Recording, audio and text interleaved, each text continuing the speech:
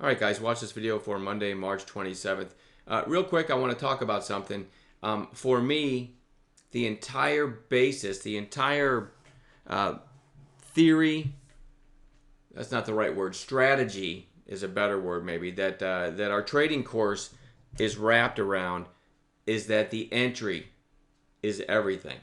Okay, now that's a bit of a stretch because obviously there's a million facets to trading, but I'm going to say that there is not enough weight given to your entry. I've seen people who are successful traders say the entry almost means nothing, right? Because then if they enter too high and the thing comes back down, then they'll build a position around their entry. I am not a fan of that, especially as a day trader. Now, that might apply better for swing traders or investors.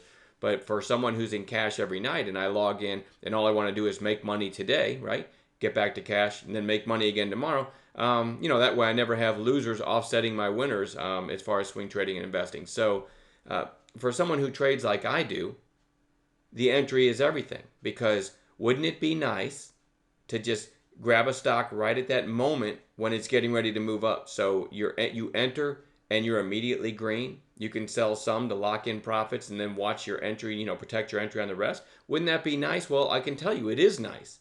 And what I'm better at doing than 99% of traders is sitting in cash and waiting until I have that opportunity. All right. You have to have a good watch list, a good morning gap play list, a good overnight list, and then you have to know how to watch for those what I call inflection points, but they're a little bit misunderstood. So we're doing a part 2 to our inflection points webinar, and you'll see links for that coming up because some people didn't take away completely what they should have from that first webinar. So we definitely want to follow up on that. There's way more to it than some people think. All right. And I consider it, or I kind of tie it into buying a house at the top of a bubble, right? Eventually, your house, you might be able to sell it for what you bought it for, 10 years from now if things turn around, or buying a tech stock during the 2000 bubble. Eventually, you get back to even maybe, right? Wouldn't it be nicer to buy a house right at that point where it's going to be worth more next week, and start going up in value? So that's kind of the whole thesis behind our trading course, our day trading course, and our live trading chat room. I teach, and I do this myself, to be in cash unless and until one of the stocks that should be on your list because of reasons that we teach, right? Hits an inflection point, you get long right at that moment, you're green right away, you sell some, tighten and stop, and hopefully you get one of those HTGMs like we did on Friday and get a crazy move, and then you can scale out more into that strength all the time, all the while protecting your entry. Okay, doesn't work every time, but the beauty of it is when it doesn't work, keep this in mind. You took a trade at an inflection point, so what should have happened? It should have gone up immediately. If it doesn't, that's also a beautiful thing because it's telling you something.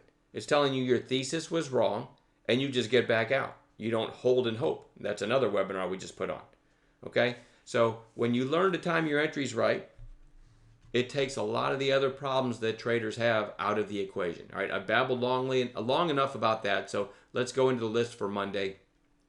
And here's the SPY. We had this breakdown. You almost kind of look like a little bear flag forming, so it could have farther to fall, but anything could happen. It could also open at 240 tomorrow. We don't know. But keep in mind, over the last week or so, the SPY's been fairly weak. So let's go into the watch list. Now, HTGM just made what you call a stupid move on Friday, and obviously closed well off its highs. It had several halts, volatility halts. But as a day trader, I'm going to keep this on watch. Now, I almost felt weird watching it after, because if you look at Thursday's action, you say, wow, that had a huge move, but closed well off its highs. It almost felt wrong to even watch it the next day. And I can tell you right now, this sold off a little bit, and then I called this long at 650. And man, right after it hit 650, you can see what happened. All right, I'll show you 5 minute. Well, you almost have to go to 2 minute candles to see it. Right. Speaking of inflection points, speaking of timing your entry, my call was right there on this candle, right at that 650 mark, and that's a 2 minute candle, and so you can see you were up $1 in 2 minutes, $1 a share, and it never looked back. That's a great example of an inflection point, selling some into the first pop and making sure you don't lose on the rest and that was certainly a day maker. So anyway, we're going to watch that over the next several days. STAF. Now, I generally don't trade stocks under $1 and probably won't trade this one, but nice volume, and it gapped up on good news, sold off a little bit, but ended up closing pretty much close to its open again. So if this can break 80 cents, which was Friday's high, there's not a lot to the left. I mean, this thing might make a move to $1, and I think it's a fairly low float for a stock that price. Man, my charts are slow right now. Okay, this COGT. I don't know anything about this one, but it had a nice volume spike and closed pretty strong, so it's just going to go on watch all week. GBR, now this used to be a high flyer. Look at these spikes back here, here. It hasn't done anything. It's an oil and gas play, so I have no idea what moved this from $1 to $2. I couldn't even find any news, which makes me skeptical.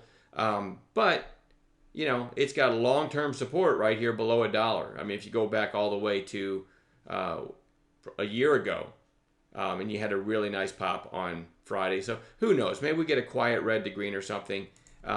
But I want to watch it just because this thing, I mean, if you look at this day, not that I expect it to do that, but it went from 2 to 610, and that's the nature of a low float stock.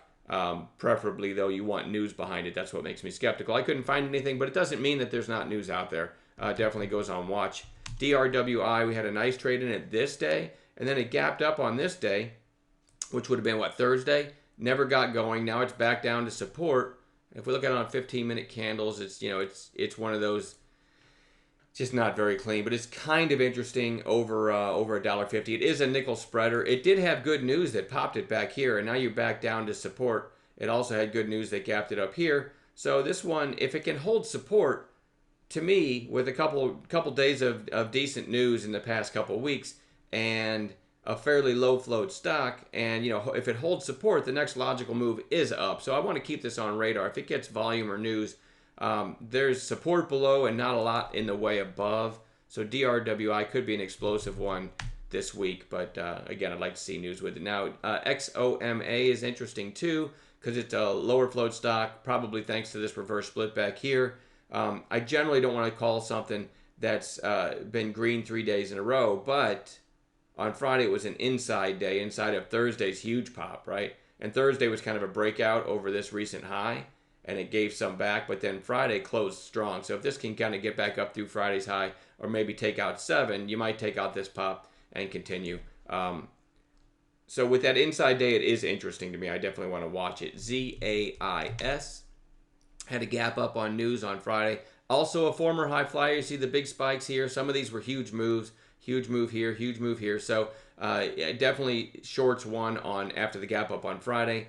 But watch this for a bounce on Monday. It might be ready to turn back up. Certainly needs to be on watch all week. AUPH, 4 red days now back down to that support area. And it had a really nice big move here. Obviously a huge move here. So with it back down to support, I want to watch it for a bounce on Monday. We'll see. PULM, kind of the same thing. Watching for a bounce on Monday. XGTI, I've had this on watch like 6 days in a row. It's done nothing, but it also hasn't given me a trigger to buy it. But I like this spike here, lower high, and really a coiled pattern. So let's keep our eyes on XGTI. That one's kind of interesting to me. GEVO, again, I had the huge gap down. It's really got nice support now below. You had a spike here that went from 93 cents to $1.16, and it's really coiling ever since. And then Friday's high, looks like it broke this high. It was $1.18 on decent volume. So if we can take out Friday's high over $1.18, this certainly has room to run. And then lastly, I'm going to put on the watch list here, SPSH, pan out a little bit. You had a nice spike here, and then a spike here that took out this high. Let's see, this number was 289. Friday's high was 295. Possible inflection point if it can take out 295, the whole number 3 just above. And there's not a lot in the way of a possible breakout here. Not in love with this one, but goes on watch. We will also add gap plays in the pre-market. And between all of the gap plays and all of these I just showed you, I'm hoping to catch a couple nice trades. All right, have a good night and enjoy the rest of your Sunday. We'll see everybody on Monday.